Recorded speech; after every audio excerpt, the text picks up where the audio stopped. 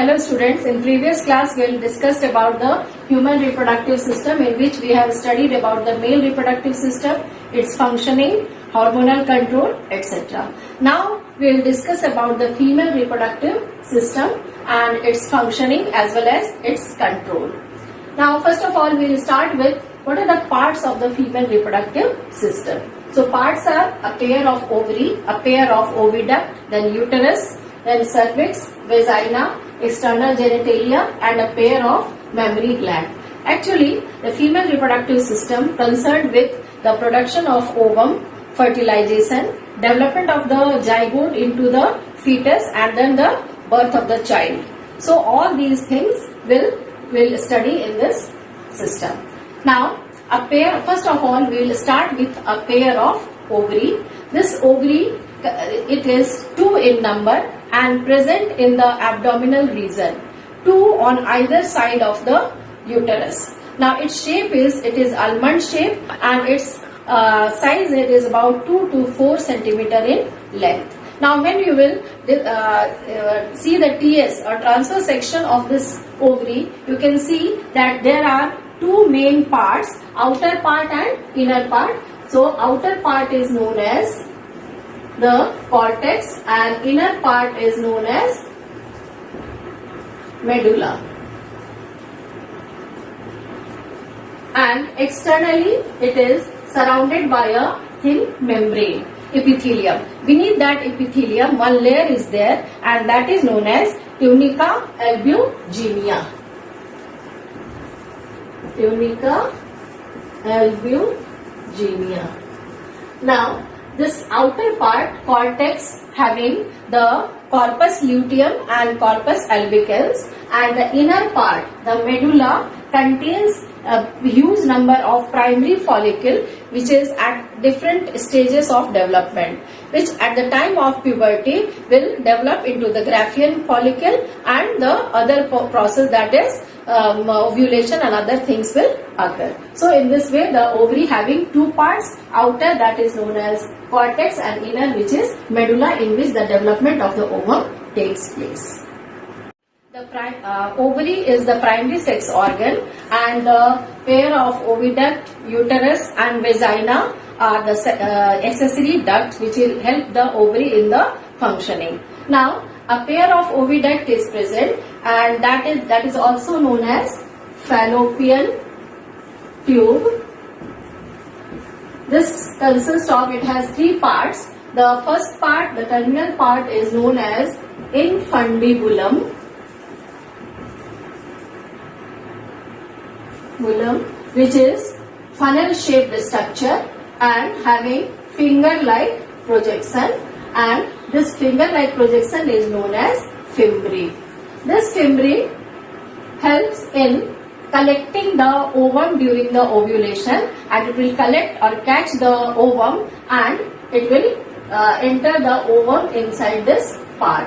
Now after this infundibulum, the second part is known as ampulla. This ampulla is the wider portion and this ampulla will leads to the narrower isthmus. Third part is isthmus.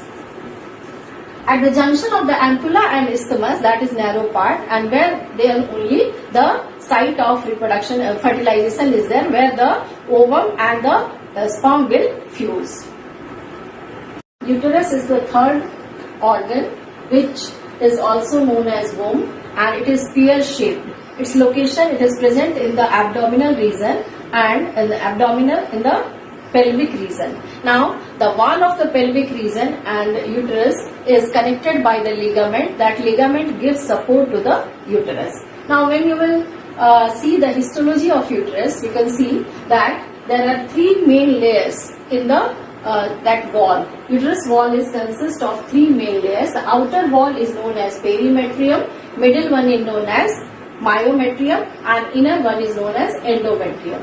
Now this perimetrium consists of the thin membranous structure which is protective in nature. Then the myometrium or the middle layer, which is thicker layer, smooth muscles are there and they will undergo highly contraction during the childbirth. They will help in the process of expulsion of the body by the contraction in the muscle. And the innermost layer is known as endometrium, which is glandular in nature, and it undergoes the cyclic changes during the menstrual cycle. It will undergo degeneration, then repairing. All these things occurs here only, and the implantation of the fetus or the zygote in the blastocyst stage will occur in this region. The spear-shaped uterus or womb will enter into the vagina through narrow cervix.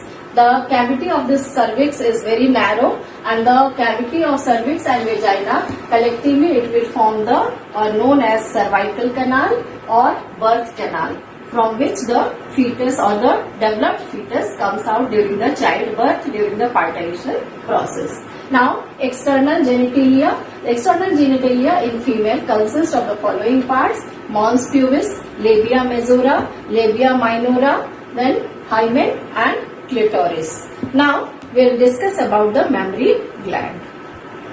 Female reproductive system also includes a pair of mammary glands, which is concerned with the production and secretion of the milk. Now this mammary gland is two in number, that is one pair, and it contains 15 to 20 mammary lobes. Now these lobes contains cluster of alveoli cells. These cells are the part where the milk is produced and it is secreted. Now these cells will undergo union and they will unite to form the mammary tubules. Now so many mammary tubules will join to form the mammary duct, and the mammary ducts will unite or joins to form the lactiferous duct, through which the milk is secreted and sucked out by the baby. This diagram is showing the female reproductive system. You can see here a pair of ovary which is present on either side of this uterus in the pelvic region. Now this fallopian tube, that is this infundibulum having the finger-like projection known as fimbriae. Now this is ampulla, and this narrow part is known as the stump. Now this triangular shape, pear-shaped structure is known as and the inner part is known as endometrium, in which the ovum is, that fertilized ovum will be implanted and that will grow in size. Now this is cervix and this is vagina.